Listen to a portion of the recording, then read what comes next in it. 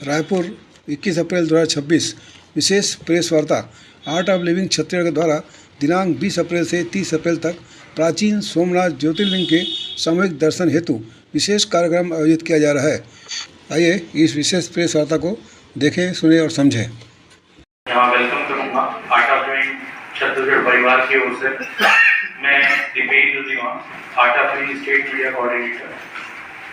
आज की जो ये प्रेस कॉन्फ्रेंस है हमारे बैंगलोर आश्रम से सोमनाथ ज्योतिर्लिंग छत्तीसगढ़ में 10 दिन के लिए आया हुआ है। उस संदर्भ में ये प्रेस कॉन्फ्रेंस है। पूरे राज्य में जो हमारा प्राचीन ऐतिहासिक सोमनाथ का जो लिंग था जिसे क्षतिग्रस्त कर दिया गया था, उसके कुछ टुकड़े संरक्षित थे और वो अद्भुत जो शिवलिंग है अभी हमारे गुरुदेव श्री रविशंकर जी को दिया गया है और पूरे भारत में सोमनाथ ज्योतिर्लिंग दर्शन कार्यक्रम हो रहा है। उसमें छत्तीसगढ़ में 10 दिन के लिए कार्यक्रम आयोजित हुआ है। इस अवसर पर हमारे बीच वैदिक धर्म संस्थान के स्टेट कोऑर्डिनेटर हमारी रचना चतुर्वेदी जी और हमारे परम आदरणीय स्वामी जी जो अभी प्रेस कॉन्फ्रेंस को एड्रेस करेंगे आपके बीच हैं।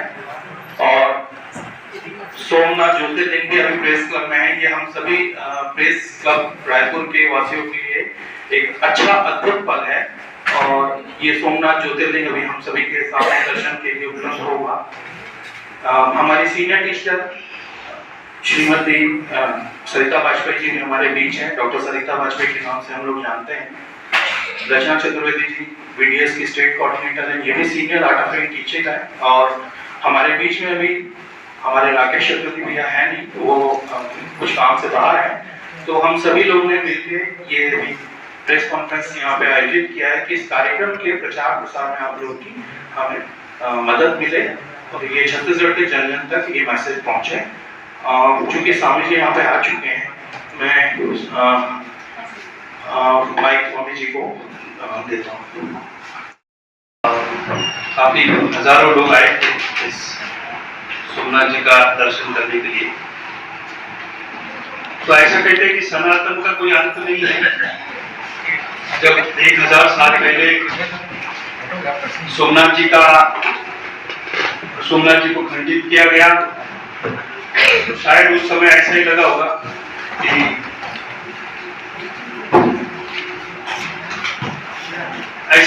कि हो गया, खंडित हो गया तो अभी वापस नहीं आएगा।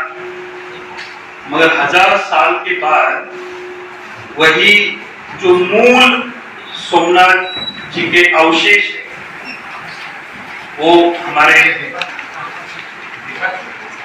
गुरुदेव के पास अभी आए हैं, जो अभी आपको मैं उनका दर्शन भी कराऊंगा। और इसमें महत्वपूर्ण बात यह है कि ये जो सोमनाथ ज्योतिर्लिंग है इसका साइंटिफिक रिसर्च हुआ है और ये रिसर्च में ये पाया गया कि ये जो अवशेष यहाँ पे है वो इस पृथ्वी के है ही, पृथ्वी से कहीं और से है, ऐसा इसमें पाया गया। और जैसे वो विज्ञप्ति में दिया है कि 1000 साल एक अग्निहोत्री परिवार ने इसको संभाला, इनका सेवा किया और उनको 100 साल पहले जब वो शंकराचार्य जी के पास गए तो उनको बताया गया कि आप और 100 साल इसको गुप्त रखिए और 100 साल के बाद जब राम मंदिर बन जाएगा, ये शंकराचार्य जी ने कहा, तब आप कोई ऐसे संत मिलेंगे आपको जिनके नाम में शंकर हो, उनको आप ये सुपुर्द कर दीजिए, फिर आपकी ये सेवा पूर्ण होगी। और उसी हिसाब से उन्होंने ये 1924 में हुआ। तो अभी 2024 में जनवरी में वो बैंगलोर आश्रम आए थे और उन्होंने ये अवशेष, उनके पास 11 अवशेष थे जो अभी मैं दिखाऊंगा आपको। 11 अवशेष थे, उन्होंने वो गुरुदेव को सुपुर्द कर दिए।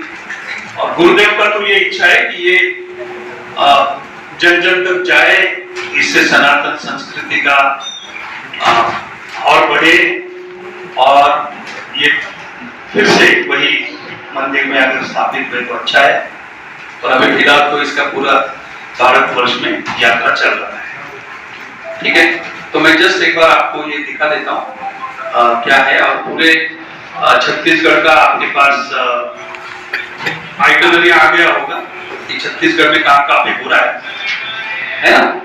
तो इतना ही है। किसी को कुछ पूछना है तो आप पूछ लीजिए, अदरवाइज मैं ये दिखा देता हूँ। नहीं, पहले दर्शन करा दीजिए, दिखा दीजिए, फिर उसके बाद आगे बात करेंगे।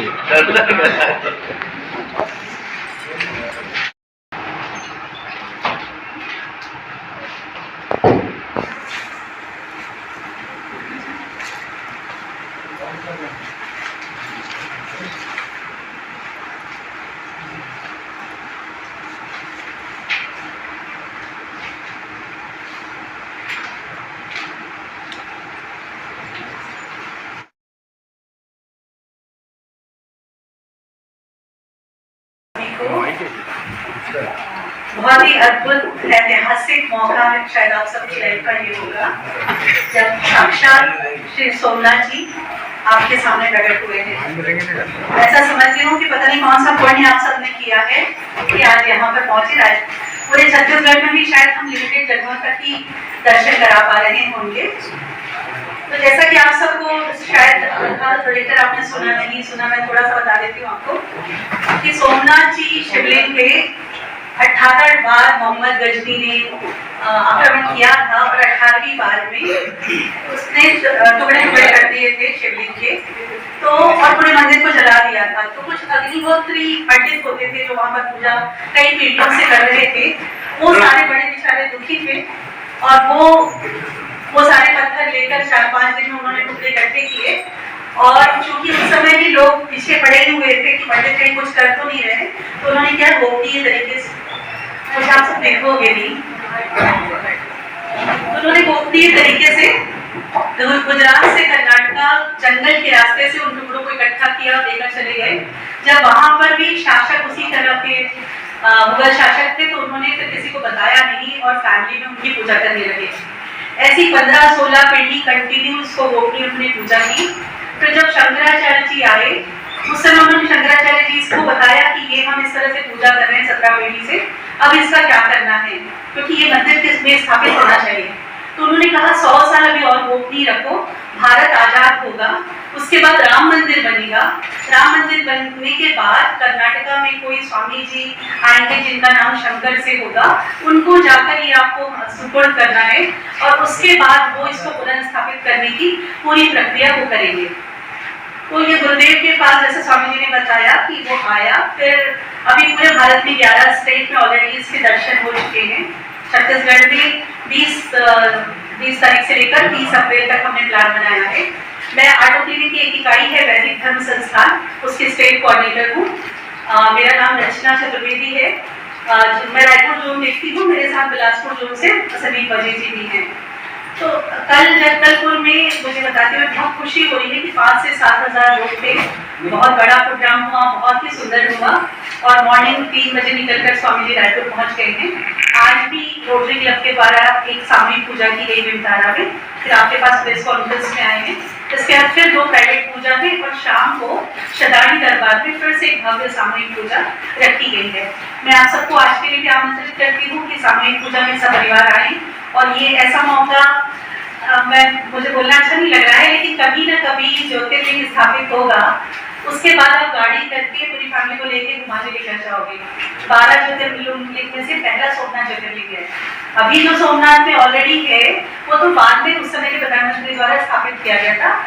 एक सिंपल पत्थर है जिसकी पूजा कंटिन्यू चलती आ रही है, लेकिन ये जो है ये पौराणिक है, सनातनी है और ये कहीं ना कहीं पर एस्टैब्लिश होगी। वो आगे चलकर ही गुरुदेव बताएंगे। तो मैं आप लोगों को 2 प्रोग्राम है रायपुर में, एक तो 21 तारीख का है और एक 29 तारीख का है लास्ट डे। इस बीच कल अंबिकापुर जा रहे हैं, अंबिकापुर में इसी तरह से पूजाएं हैं, फिर कटघोरा, रायगढ़, कोरबा, बिलासपुर, इस तरह से पूजाएं करते करते फिर भिलाई आएंगे। भिलाई से फिर दुर्ग आ रहे हैं। तो रायपुर को अगला जो दर्शन आपको एक लास्ट मौका मिल सकता है वो 29 को है। 29 को शाम को मुक्त आकाश मंच में 7 से 10 वहाँ पे इसी तरह से एक बड़ी रुद्राभिषेक पूजा होगी और आप सब सपरिवार वहाँ पर भी आ सकते हैं और आज के प्रोग्राम में भी आ सकते हैं। एज ए कोऑर्डिनेटर मैं हृदय से चाहूंगी कि आप सपरिवार बच्चों के साथ आए ताकि आने वाली पीढ़ी को भी पता चले कि हमारा कुछ ऐसी पौराणिक चीज कि भगवान थे और कुछ एक्स्ट्रा ऑर्डिनरी अनुभव है। आके पूजा में बैठ कर देखिए तो आप अनुभव के लेवल पर उसको समझ पाएंगे। तो इतना ही कहना था मेरा। लास्ट पूजा हमारी रायपुर के बाद 30 तारीख को कुरुंग में है, बहुत बड़े स्केल पर है वहाँ पर भी धमतरी जिले में, और उसके बाद राजनांदगांव में है और उसके बाद वापस आश्रम चले जाएंगे स्वामी जी। तो 10 दिन का हमारा पूरा प्रोग्राम छत्तीसगढ़ में है। मैं बस आप सबसे एक ही विनती करना चाहती हूँ कि आप लोगों की लेखनी ऐसी हो कि हर जगह पर ज्यादा से ज्यादा लोग दर्शन कर पाए।